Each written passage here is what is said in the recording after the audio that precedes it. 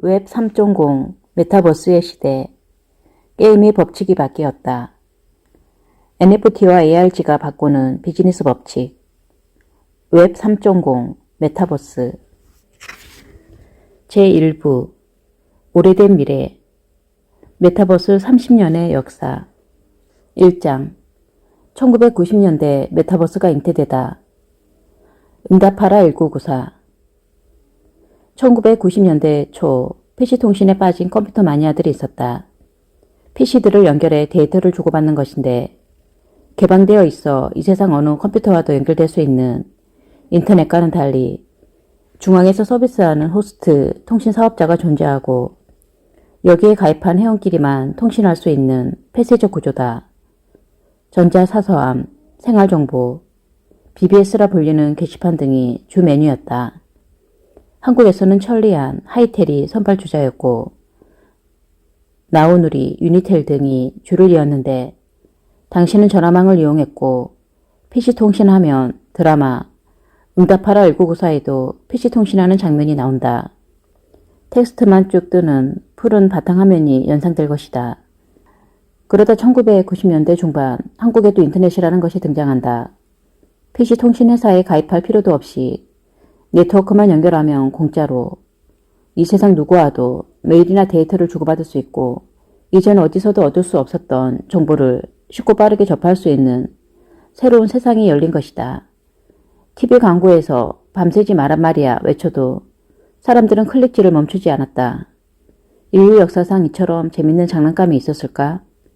인터넷이 만든 웹 생태계는 지구인의 놀이터뿐 아니라 비즈니스 기회의 땅이 되었다. 사람들은 왜 흥분했을까?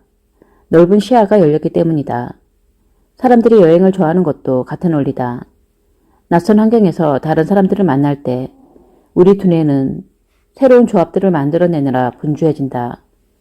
고정관념이 깨지고 생각의 프레임도 바뀌면서 안 보이던 것이 보이게 될 때 감동과 희열을 느끼는 것이다. 3차원 시공간에 사는 인류는 항상 더 높은 차원을 꿈꿔왔다. 사실 3차원 존재는 3호를 2차원으로만 인식할 수 있지 같은 3차원은 조망할 수 없다. 뇌과학자들에 의하면 형상을 3차원으로 인식하는 건 착시현상이라고 한다. 망막에 맺힌 2차원 이미지에 안 보이는 부분을 기억이 보완해줘서 3차원이라고 착각하는 것이다. 그러니까 온전한 3차원을 인식하기 위해서는 전지적 시점인 4차원으로 올라가야 한다. 4차원이라 할 수는 없더라도 인터넷은 3차원 시공간의 물리법칙을 파괴한 사건이다. 지구 반대편에서 일어나고 있는 일도 알 수 있고 실시간 정보를 주고받을 수 있을 뿐만 아니라 빛의 속도로 순간이동 시킬 수 있으니까 이렇게 1990년대는 전 세계가 인터넷으로 하이퍼링크된 시기였고 사람들이 희열을 느끼고 인터넷에 열광한 건 기존 시공간의 족쇄를 걷어치우면서 오랫동안 꿈꾸던 높은 차원의 신세계를 발견했기 때문이다. 당시 사람들이 발견한 것은 초월적 우주 메타버스였다. 다른 세상에 다른 사람들이 모여 있었고 그들은 다른 일들을 다른 방면 도서관이나 다른 방식으로 하고 있었다. 초월적 시공간에서 초월적 행위를 할 수 있게 되면서 지구인들은 흥분했고 지구도 다른 세상으로 변하기 시작한 것이다. 지구인들은 새로 발견한 초월적 시공간을 무엇이라 부를지 고민했다. 사이버, 온라인 등의 용어가 등장했고 팀 버너스-리는 월드 와이드 웹, 줄여서 웹이라 이름 붙였다. 여기서 잠깐 팀 버너스-리의 이야기를 빼놓고 갈 수 없다. 왜냐하면 그가 메타버스의 창시자라고 할 수 있기 때문이다. 일반 대중들이 인터넷에 접속할 수 있게 된 것은 그가 주창한 프로토콜 덕분이다. 그것이 인터넷 주소창 맨 앞에 적혀있는 HTTP이다. 하이퍼텍스트는 번역하면 초월적 문서인데 세상에 존재하는 텍스트들이 외떨어져 있는 것이 아니라 모두 시공간을 초월해서 연결되는 구조를 의미한다. 우리가 인터넷에서 마우스 커서를 특정 글자나 이미지에 갖다 대면 손가락 모양으로 변한다. 그걸 꾹 누르면 링크되어 있는 페이지로 이동하는데 그건 텍스트 간의 하이퍼링크, 즉 초연결되어 있기 때문이다. 그것도 마구잡이로 특정한 체계나 질서도 없이 비정형적으로 연결되어 있다. 이것이 하이퍼텍스트의 구조인데 하이퍼텍스트라는 개념이 인터넷 생태계의 핵심 원리이고 인터넷이 메타버스를 창조할 수 있었던 힘은 바로 하이퍼텍스트에서 나온 것이다. HTTP 이전에는 일반인들은 인터넷에 접근할 수 없었다. 인터넷의 전시는 1969년 미국 방위고등 연구 계획국이 군사 목적으로 시작한 아르파넷이라는 정보통신 네트워크다. 군사용, 연구용이다 보니 기밀 유지와 보안이 중요했고 당연히 폐쇄적일 수밖에 없었다. 또 상호 통신을 위해서는 약속 체계를 정해야 했다. 그것이 통신 프로토콜인데 컴퓨터나 통신 장비 사이에 메시지를 주고받는 양식과 규칙의 체계를 뜻한다. 팀 버너스리는 1955년 영국에서 태어나 옥스퍼드에서 물리학을 전공하고 1980년대 CERN의 연구원으로 근무하고 있었다. CERN과 같은 연구소에서는 이전부터 당연히 컴퓨터 통신 네트워크를 사용했다. 연구의 효율성을 높이려면 정보를 상호 공유하고 컴퓨터 간의 통신망을 깔고 메일이나 문서 파일 등을 주고받아야 하니까 또 수천 명의 CERN 연구원들이 만들어내는 연구 자료들을 통합 관리하는 것도 중요한 일이었다. 그런데 과거에는 연구 보고서를 쓰면 도서관이나 자료실에 보관하고 디렉터리별로 분류해서 관리했는데 수천 명이 쏟아내는 그래서 점점 쌓여가는 방대한 데이터를 감당할 방법이 없었다. 비유하자면 정보가 홍수처럼 밀려오는 상황을 돛담배로는 막을 수 없는 노릇이었다. 팀 버너스리가 이 문제를 고민한다. 대학 때부터 컴퓨터를 좋아했고 잠시 통신회사와 이미지 컴퓨터 시스템 회사에서 일하면서 데이터 네트워크에 관한 경력을 쌓은 경험이 있었던 그는 1984년 CERN에 복직해서 연구소 정보 검색 시스템 구축 작업을 맡게 된다. 1980년대는 한창 컴퓨터가 개인화되었던 때였는데 연구원 개인들의 PC를 연결해서 서로 정보를 공유하고 또 쏟아져 나오는 연구 페이퍼들을 도서관이나 자료실이 아닌 컴퓨터상에 모으고 분류하고 검색할 수 있는 효율적인 정보 시스템을 고민하고 있던 차였다. 이때 사회학자 테드 넬슨이 제나드 프로젝트에 사용한 하이퍼텍스트라는 개념을 발견한다. 인터넷에 일반인들이 접속하게 된 것은 국제정치적 변화와도 관련되어 있다. 1989년에 베를린 장벽이 무너지고 1991년 소련이 해체되면서 제2차 세계대전 이후 지속되어 오던 냉전 체제가 종식된 것이다. 중국이 개방개혁을 표방하면서 대한민국과 수교를 맺은 것도 1992년이다. 이러한 정치 역학의 변동이 없었더라면 팀 버너스리의 HTTP는 받아들여지기 어려웠을 것이고 통신 네트워크는 여전히 일반인이 접근할 수 없는 폐쇄적인 시공간으로 남아있었을지 모를 일이다. 이렇게 1990년대는 메타버스가 잉태되던 시기라 할 수 있다. 아기에 비유하자면 하이퍼텍스트라는 유전자를 물려받은 생명체가 인터넷이라는 자궁에서 잉태되었고 데이터라는 자양분을 먹으면서 자라나기 시작한 것이다. 1990년대 사람들은 너나 없이 인터넷에 빠져들기 시작했다. 토끼를 쫓던 앨리스가 토끼굴에 빠져 이상한 나라로 들어가듯이 호모사피엔스는 인터넷 세상에 들어간 것이다. 인터넷은 인류 역사상 최고의 장난감이었고 인터넷 속 세상은 너무나도 신기하고 재미있는 놀이터였다. 앨리스가 빠진 원더랜드가 다른 물리 법칙을 갖고 있듯이 인터넷 세상도 현실 세계에 물리 법칙이 통하지 않는 놀라운 나라다. 시공간을 초월해서 지구 반대편에 있는 사람과도 실시간 정보를 주고받을 수 있고 쉽게 구할 수 없었던 파일도 빛의 속도로 순간이동할 수 있고 모르는 사람들과 함께 게임도 즐길 수 있다. 인터넷 세상은 뉴턴의 물리학이 안 먹힐 뿐 아니라 기존 사회제도나 질서에도 반하는 공간이다. 현실 세계가 순서의 세계라면 인터넷 세상은 모함의 세계라 할 수 있다. 더구나 인터넷은 고유명사가 아니다. 상호간을 의미하는 인터와 네트워크, 넷의 합성어인데 서비스를 제공하는 중심이 되는 호스트 서버도 없고 이를 관리하는 중앙 조직도 없기에 붙여진 이름이다. 누구나 서버가 될 수 있고 클라이언트도 될 수 있다.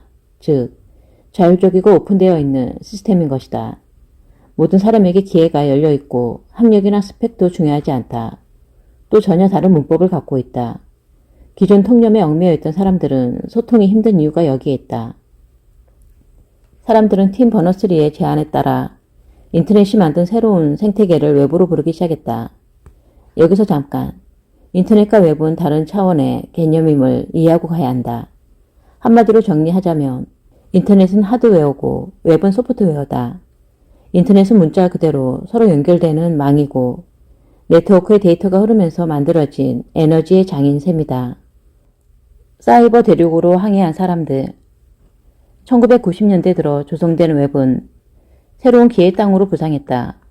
15세기 말 아메리카 대륙의 발견으로 대항해 시대가 시작되었던 역사가 20세기 말 재현된 것이다. 모험적인 젊은이들의 사이버 신대륙 개척이 본격화되었다. 가장 발빨랐던 건 인터넷 종주국이었다. 1993년 일리노이대 학생이었던 마크 앤드리슨과 에릭 비나는 웹 브라우저를 만들어 보자는 데 의기투합한다. 당시에는 팀 버너스리가 만든 웹 브라우저를 통해 접속했는데 단점은 텍스트 위주라는 것, 즉 지금처럼 그림 이미지나 음악, 동영상 등이 포함된 멀티미디어 서비스는 불가능했다. 그걸 가능하게 만든 게 최초의 그래픽 웹 브라우저인 모자이크라는 웹 브라우저였다. 마크 앤드리슨은 이듬해 네스케이프를 창업해 1년 만에 상장 대박을 터뜨린다. 윈도우 95 버전부터 인터넷 익스플로러를 끼워 팔면서 네스케이프는 역사 속으로 사라졌지만 이후 마크 앤드리슨은 벤처 캐피털리스트로 활동하며 많은 스타트업을 지원하고 있다. 1900년대 중반부터는 인터넷 회사들이 창업 러쉬를 이룬다. 타이완에서 태어나 10살 때 산호세로 이민 간 제리 양은 스탠퍼드 대학 시절 루미에트 데이비드 필러와 함께 주위 친구들에게 웹에서 정보를 찾는 일을 도와주다가 제리 양의 월드 와이드 웹 가이드를 만든다. 디렉토리로 구분해서 정보를 쉽게 찾을 수 있게 구성한 것인데 반응도 좋고 인기를 끌자 1995년 아예 포털 사이트 야후를 창업한다. 온라인 쇼핑몰 이베이도 1995년 창업된다.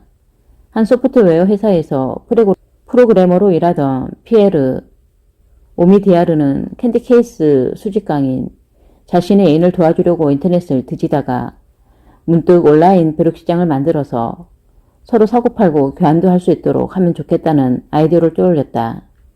이렇게 직접 만들어 올린 경매 웹사이트가 폭발적인 인기를 끌게 된 것이 이베이의 시작이었다. 처음에는 단지 캔디 케이스를 염두에 뒀지만 다른 품목들도 올라오고 사람들이 몰려들기 시작하는 걸 보면서 오미디아르는 새로운 세상을 발견한 것이다. 그는 아예 직장을 그만두고 창업에 전념한다. 판매하려는 사람과 구매하려는 사람 간에 경매 방식으로 상품을 사고 팔 수 있도록 하고 거래 수수료를 받는 중개자 역할만 하는 방식을 택했는데 그래야 결제나 배송 등 운영 위험을 최소화할 수 있었기 때문이었다. 이베이는 인터넷의 연결성을 이용해서 사람들이 소유하고 있는 잉여 자원을 서로 사고 팔 수 있는 최초의 플랫폼이다. 30살의 제프 베조스가 다니던 헤지펀드 회사를 그만두고 아마존을 창업한 것도 이 무렵이다. 아마존의 시작은 아주 단순했다. 오프라인 서점을 온라인으로 대체한 모델이었는데 아마존은 단순히 온라인 서가만 만든 게 아니라 책에 대한 정보와 일반 독자들의 서평을 올릴 수 있는 코너를 만들었다. 지금은 모든 인터넷 서점의 형태지만 90년대 당시에는 획기적인 것이었다. 아마존 이전에는 책에 대한 정보나 평가는 다른 미디어를 통해 얻었다. 신문이나 잡지, 주위 사람들과의 대화 등등. 그런데 아마존은 미디어 기능을 유통에 융합시킴으로써 후일 플랫폼으로의 도약의 발판을 마련한 것이다. 지구의 새로운 기운이 맴돌다. 중국도 웹에 있어서는 만만디가 아니었다. 개혁개방 물결을 탄 중국의 1990년대는 창업 천국이라고 할 수 있었다. 특히 1992년 덩샤오핑의 남순 광안은 수많은 중국 청년들의 마음에 불을 질렀는데 미국으로 유학 가려던 청년들이 그 돈으로 창업을 하고 떠났던 유학생들도 고국으로 돌아와 창업하는 사례들이 늘어났던 것이다.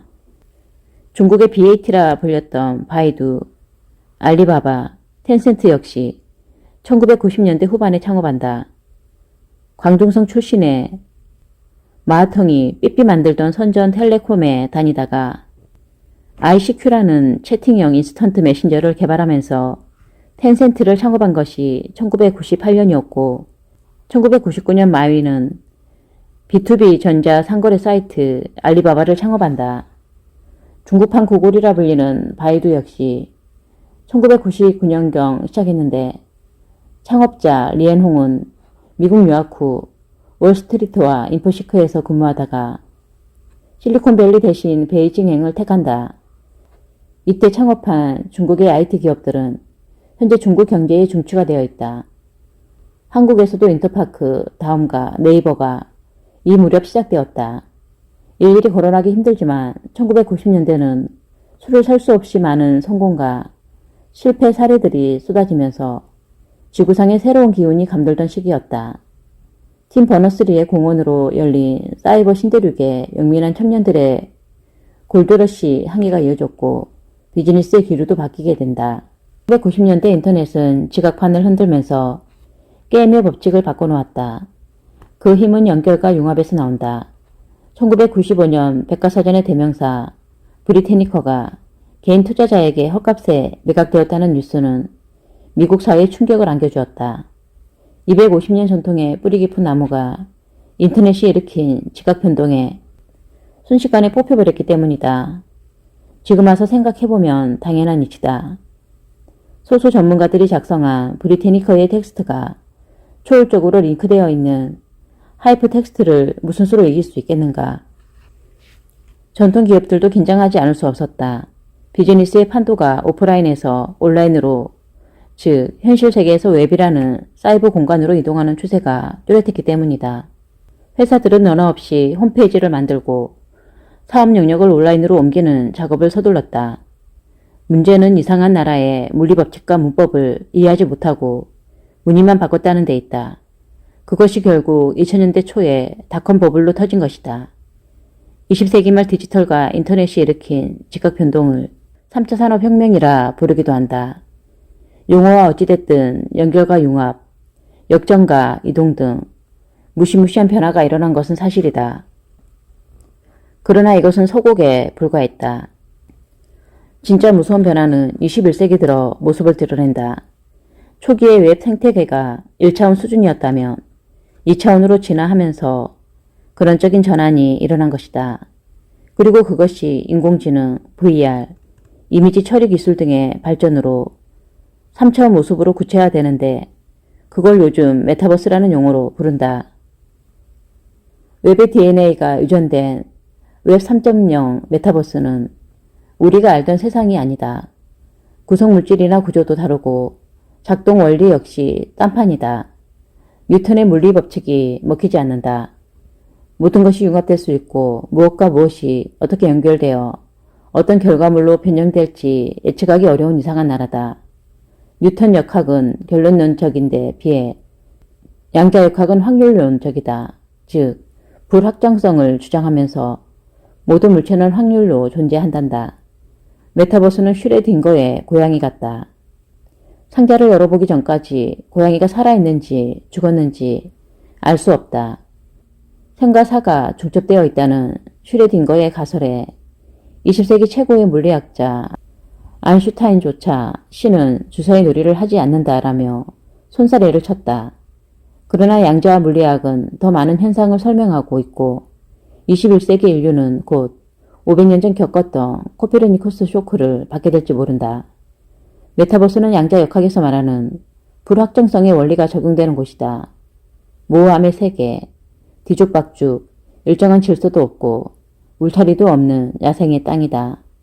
그러므로 메타버스 비즈니스의 성공 조건은 애자일 경영이다.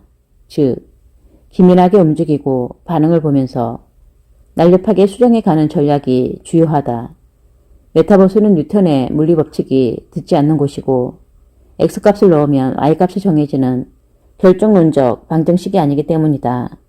메타버스 방정식은 어떤 y값이 도출될지 정답이 없는 확률론적 방정식이다. 전통기업은 굼뜨다. 신제품 내려면 시장 조사하고 연구 개발하고 생산까지 하려면 좋기 1, 2년은 걸린다. 그때 되면 소비자들은 이미 저만치 가 있다. 그런 순차적인 방식으로는 요즘같이 변화가 빠르고 불확실성이 증폭되는 시기에 트렌드를 따라잡을 수 없다. 사업계획서가 두꺼울수록 더 빨리 망한다. 메타버스에서는 빨라야 하고 계속 움직이는 노마드 정신이 필요하다. 메타가 강조하는 모토가 있다. 메타버스 플랫폼을 노리는 기업들의 공통점이 빠르게 움직이고 깨뜨리면서 실패를 학습하는 것이다. 웹은 메타버스의 태아 모습이다. 즉 1990년대는 디지털과 결합해 인터넷이라는 자궁에서 메타버스가 잉태된 시기라 할 수 있는데 21세기 뉴 밀레니엄 들어 웹 1.0은 웹 2.0으로 진화한다. 웹 1.0이 어떻게 2.0으로 진화했는지 또 게임의 법칙이 어떻게 변했는지 다음 장에서 이야기를 계속 이어가자.